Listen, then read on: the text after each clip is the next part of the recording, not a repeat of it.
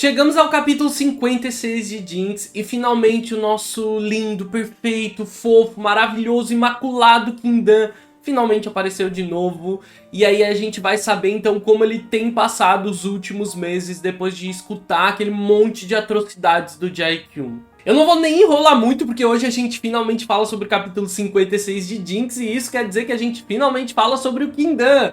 Depois de, sei lá, 3 capítulos falando só daquela bomba, a gente finalmente vai ver o Dan. Então vamos logo falar desse capítulo, mas antes, rapidinho te lembrando aqui que o like ajuda muito no engajamento do vídeo. Se você é novo por aqui, se inscreve, ativa as notificações para seguir, para acompanhar os próximos vídeos dos capítulos de Jinx, outros conteúdos que eu tô preparando. Fica à vontade para me seguir nas outras redes sociais, eu sou @gutonu em todas elas. E claro, comenta à vontade quantas vezes você quiser ao longo desse vídeo para me dizer aí o que você achou de algum quadro, de alguma passagem, o que você concorda ou discorda de mim. Então comenta quantas vezes você quiser. Agora vamos finalmente falar do capítulo 56. Nós finalmente encontramos o Quindan e agora a gente vai entender um pouquinho como ele tem vivido os últimos meses. O Dan agora é fisioterapeuta em um pequeno hospital em uma cidade litorânea no interior.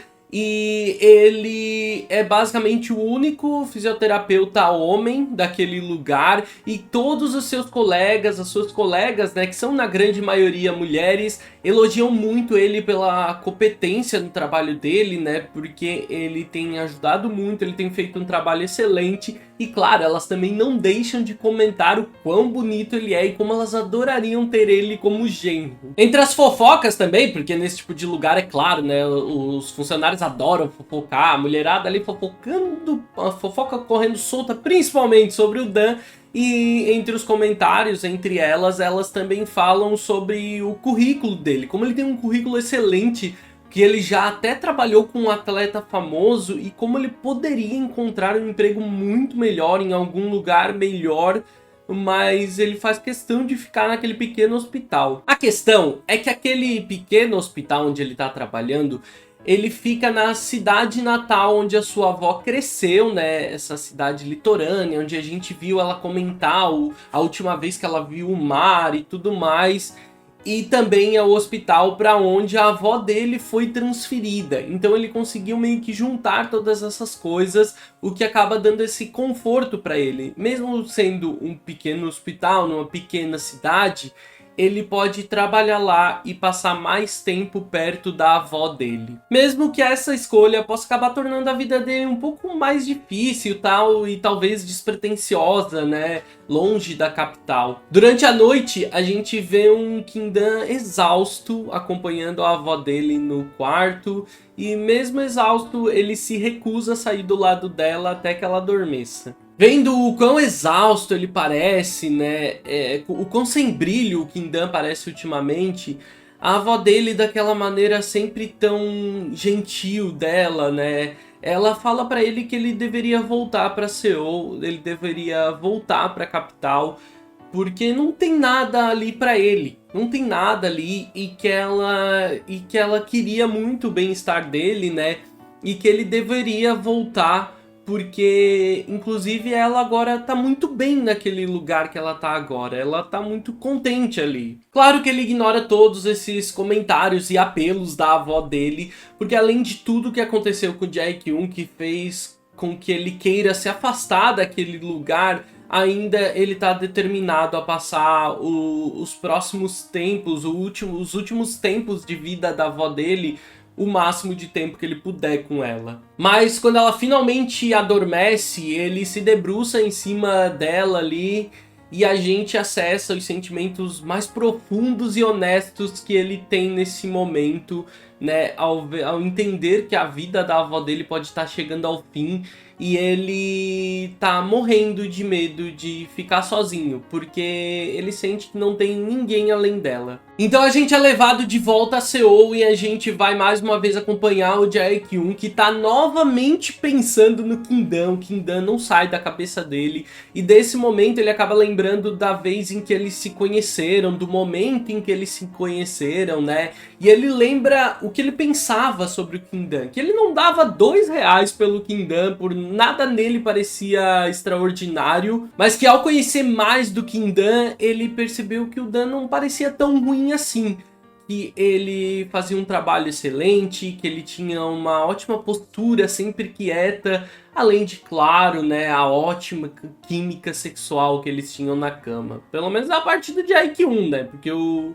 guri, sei lá, nunca parecia estar curtindo o momento da mesma forma, a não ser naquela vez em que o Jae-kyun tava bêbado, talvez. A questão é que nada disso, nenhum dos benefícios de ter o Dan por perto valeria a pena se ele pudesse se tornar um problema em uma luta. Essa regra sempre foi clara na vida dele e nunca houve uma exceção. Se pudesse se tornar um problema durante uma luta, o Jae-kyun simplesmente se livrava. E é justamente por sempre ter sido assim, e por sempre ter sido tão fiel a esse estilo de vida, né, e dando tanto valor ao seu título de campeão, que o Jae-kyun não consegue entender como a ausência do Dan tá consumindo tanto ele, como ele não consegue simplesmente substituir o rapaz. Não faz o menor sentido que ele não consiga simplesmente substituir o Dan e seguir em frente como ele faria em qualquer outra situação. Inclusive, quando a gente acompanha essas lembranças e pensamentos da Jae-kyun,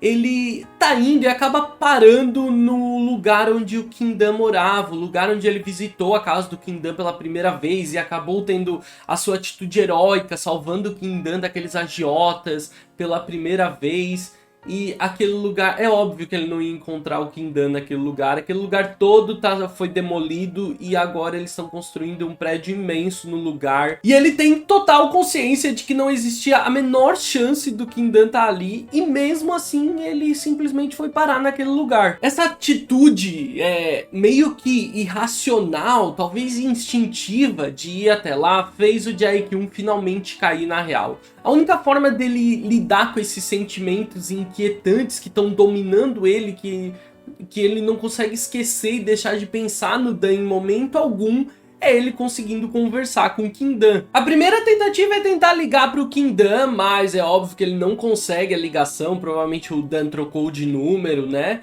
E a segunda tentativa dele é ir até o hospital onde a avó dele estava internada, porque ele com certeza estaria com a avó dele em algum momento. Chegando lá, ele descobre que ela foi transferida e por motivos de privacidade dos pacientes e tudo mais, o hospital não é autorizado a falar para onde ela foi enviada, e mesmo que eles fossem autorizados, segundo a moça que atende ele, eles não têm essa informação. O que eu acho que é uma deixa inteligente, mas estranha da autora, porque talvez a gente tá falando do Jae-kyun, ele ia botar dinheiro a rodo dentro daquele hospital para poder descobrir onde que a velha foi parar. Mas como eles não sabem, não tem nada que ele possa fazer. A questão é que mesmo assim é estranho, porque como eles não saberiam para onde ela foi transferida, gente, não é possível que os hospitais façam essa transferência e não saibam de nada. Ela é uma senhora em um estado terminal de câncer. Mas funcionou, a gente engole isso aí. Sem sucesso nessas primeiras tentativas, ele continua procurando e procura em diversos hospitais ou equipes esportivas, procurando por um fisioterapeuta, né? Ele conversa com diversas pessoas, mas ele não tem o menor sucesso. O Dan simplesmente desapareceu. E como última medida desesperada, ele liga pro Nan-wook, né? O CEO da Team Black, né? O técnico dele lá e amigo dele. E ele pede que ele encontre o Kim-dan a qualquer custo. Não importa quanto dinheiro, quantas pessoas ele tenha que contatar, é para ele encontrar o Kim-dan, custe o que custar. Ele deixa tudo isso muito claro. Então, enquanto a gente acompanha essa última medida desesperada do Jae-kyun para encontrar o Kim-dan, a gente vê um último quadro para encerrar o capítulo, que é o Dan imerso naquele sentimento desesperador dele de perder a avó e ficar sozinho para sempre. Finalmente o Jae-kyun tá encurralado. A gente esperou por esse momento, mesmo sendo um absurdo pensar que ele soube da história real muito antes disso tudo, e só agora ele tá ligando pro Jae-kyun, só agora ele tá procurando o Jae-kyun. Porra, questão, não deu nem um mês depois de tudo que aconteceu na luta, ele já sabia da verdade, ele não foi... Ah, que arrombado, mano. Ah!